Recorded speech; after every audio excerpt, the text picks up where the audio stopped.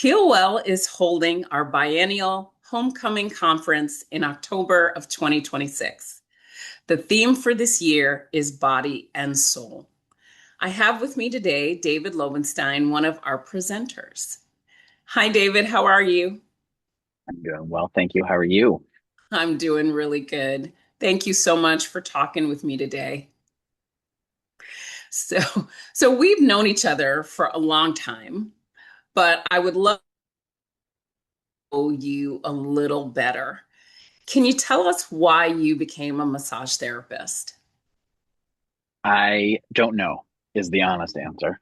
Okay. I was a college graduate with a fantastic job in publishing in New York City, and my boss was getting ready to retire, and she said that I could take over the office eventually. I had a beautiful career set out before me, and then I had this sickening realization that sitting at a desk was not what I wanted to do for the rest of my life, even though I loved the editing work that I was doing. And then I literally saw a flyer. It was like, it was in the olden days where there were still like flyers taped to lampposts for an open house at the Swedish Institute. You may have had something to do with creating that flyer. And so I went to the open house and I watched the marvelous Bob Altheim give a sample Swedish massage. And I had a sample lecture about anatomy and physiology, and I was hooked.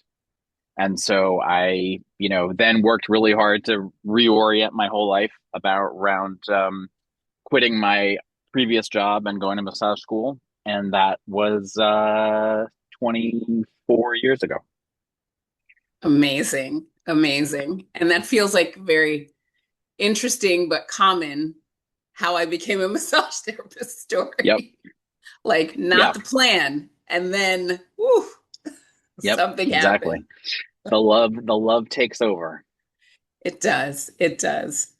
Well, homecoming is happening really soon, and I'm really excited that you are going to be presenting.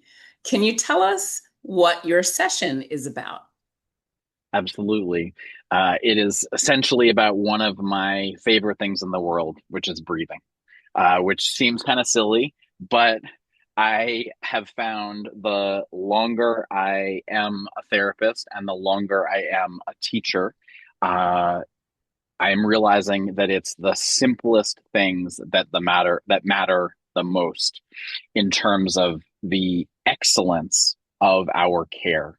So this session is called Excellent Exhale, and it is again very simple, although ultimately it gets a little complicated because the session is just about noticing your own breath and utilizing your breath as a therapeutic tool within your treatment space. Hmm. So essentially, that can look like a lot of different things. There are a lot of different strategies out there, right, for how we should breathe. And I'm a firm believer that there is no right way to breathe, there is no best way to breathe. But the best gift that we can give ourselves as therapists, and frankly, that we can give our clients, is to cultivate an awareness of the power of the breath and how the breath fits into the autonomic nervous system.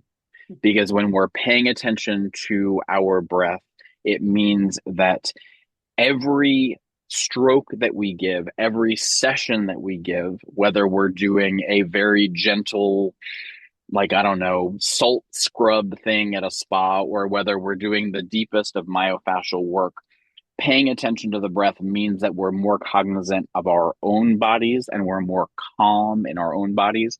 And it means that we are enhancing the autonomic function of our clients. And in particular, we are encouraging that paraseb excuse me, in particular, we are encouraging the parasympathetic portion, that rest and digest portion of the nervous system in our clients. And I believe that's how we make meaningful, lasting change with our clients. So that cultivation of the breath using very simple self-awareness techniques is what we're going to be focusing on in the presentation. That's amazing. And that sounds wonderful because it also feels like people will leave your class with things that they can do right away in their sessions. Absolutely. That's Absolutely. amazing. So, what do you ultimately hope people take away from your session? Well, a couple of different things. The first, as I mentioned, is that the simple foundational shifts that we make are what take us from being a good therapist to a great therapist. I think we spend a lot of time and a lot of focus, and frankly, a lot of continuing education dollars, right, learning about fancy new techniques or new trends, right, in the industry. My feeling is that cultivating an awareness of the most foundational parts of our work, right? So, literally, how we contact the client to start each stroke, how we sustain each stroke, and then how we exit each stroke is as important as any myofascial technique or any MLD technique that we're going to learn. And my feeling is the breath, since it's essentially something we can't help but do all day, every day, the breath is the foundation of our work, even though we often don't see it that way. So I want to give therapists a belief that we can be great therapists by making very simple shifts in our self awareness. Then the second thing I want to encourage is that we can only be great therapists when we pay as much attention to ourselves as we do to our clients. I often joke with my classes that the reason why I'm a good therapist is because I am selfish and I am lazy. This elicits nervous laughter when I say it in class. And of course, I'm not actually selfish and I'm not actually lazy, but it's a really important thing to keep in mind. When we prioritize ourselves and when we don't give too much to our clients, when we are aware of our own boundaries, when we are aware of the importance of taking care of our own bodies, we can actually give more effectively to our clients. We can create careers that are long, that are happy, that even are profitable, right? Without wrecking ourselves. And because the breath is so elemental, I find that cultivating an awareness of our own breath is how we can take care of ourselves while we are taking care of our clients. Then the last thing, and this is a little nebulous, but it's really important, is that I find the way that we make the greatest difference with our clients is not necessarily by doing some amazing technique to release their upper traps. It's by creating a calm and an ease in our own body in every moment of interacting with our clients.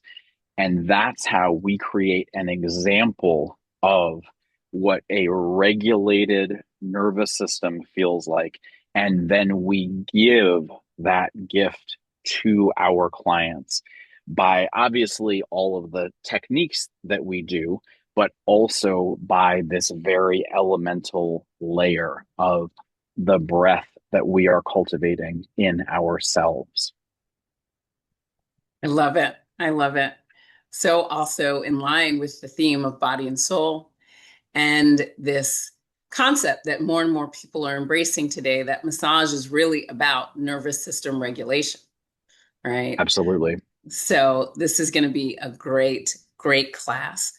And I just want to say thank you so much for telling everybody about it and telling them a little bit about yourselves. I'm very excited to see you in October. And I hope everyone is also very excited to be with us in Arlington for Homecoming 2026.